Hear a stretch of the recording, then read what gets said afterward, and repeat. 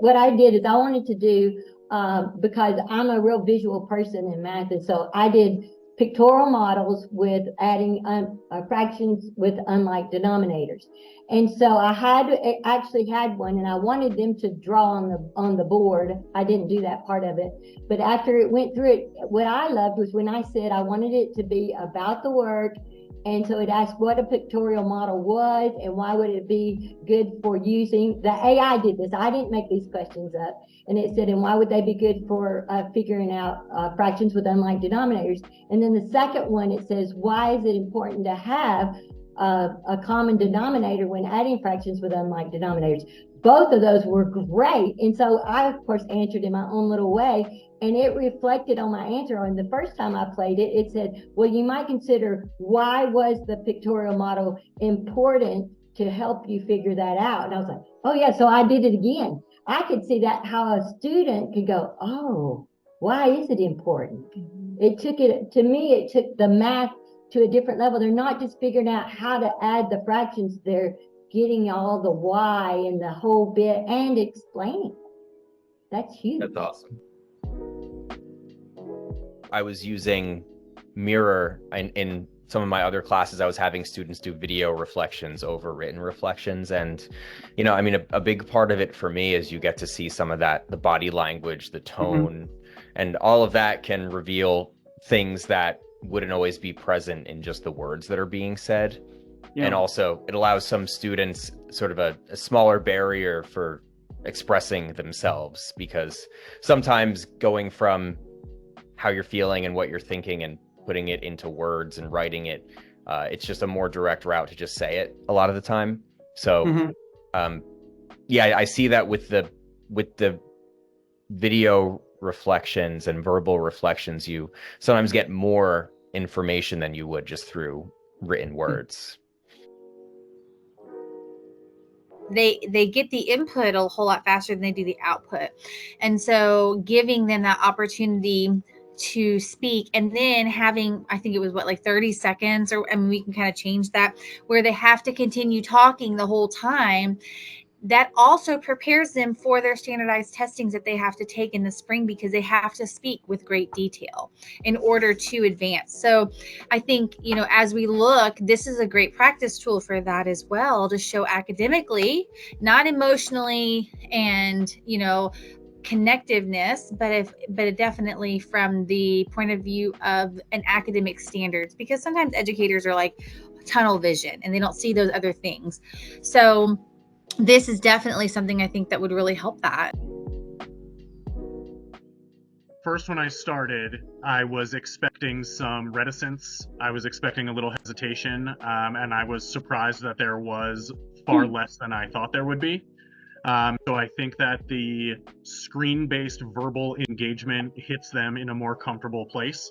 And the result, I think, has been that they are able to be more candidly reflective, and I don't want to say more honest, because I don't think it's that they're not honest when they write, but when they write, the process of translating their thought into writing, the smoothness of that sometimes loses some of the content or some of the purity of it, I think.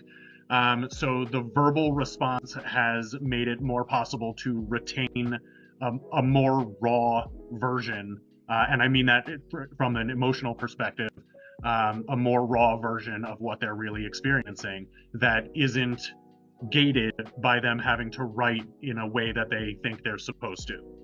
And that has been really, really tremendous. I like the idea of that physical mirror as like a hub for students to go to, as a safe place to communicate whatever it is they feel like they need. It wouldn't even need to be necessarily about a project that they're doing or an experience that they had. It could be a place to kind of just vent out if something happened on the playground during recess. The teacher doesn't have to keep repeating, like say procedures or something for a lab activity for students who either weren't listening, didn't hear, or weren't there. And so they come in and they look at this little 5-minute recap from the day before, it also is a professional development tool for the teacher, because if they were a little bit uncertain about what they were teaching, there's this expert video who's telling, going through the steps. And they're only 5 minutes. I mean, they're not taking over the class, so we don't have to worry about doing what the teacher using it to replace teaching. But again, I think half the battle is figuring out how to get students caught up in the amount of transition that teachers have to deal with. So having the mirror start off, we just kind of put it up at the top of the circle, and then we had our inner circle and our outer circle around it. So it got a good view of like everyone. But it asked the first 2 questions and the kids were able to respond, and they enjoyed it. And it gave, the little feedback about how they did. And I think that helped kind of get them started and break the ice. And we also got some really, really good responses. So I used it right after that in my 8th grade social studies class. We're doing a unit on citizenship and the process of what it is to become a citizen in the United States. And I did that with them in small groups. One of the questions that I asked with it was whether or not they think that the value placed on citizenship is different when you have had to go through a process versus being born, when it's just kind of given. And so that's a deep question for them. And they really, I realized, not one that they will always answer in a large group where they maybe feel like people are going to passively disagree with them, but in their small pod tables that they're always in, they felt really comfortable giving some really in-depth responses. I think in both of those situations, what I enjoyed about it in 6th grade is it broke the ice for kids that are nervous about offering something of their own. And then in my 8th grade, with a topic that can be really personal and deep, it allowed them to do that in a way where they were in a small group and they felt good being able to talk to that. And they knew up front, like, I'm going to listen to what you recorded, but that's it. And so their small group is a place, kids they've worked with all year. It's a place of good trust. And so they really went a lot more in depth, knowing that it would just be their small group and me that were going to hear it. And I like that it's personal that way.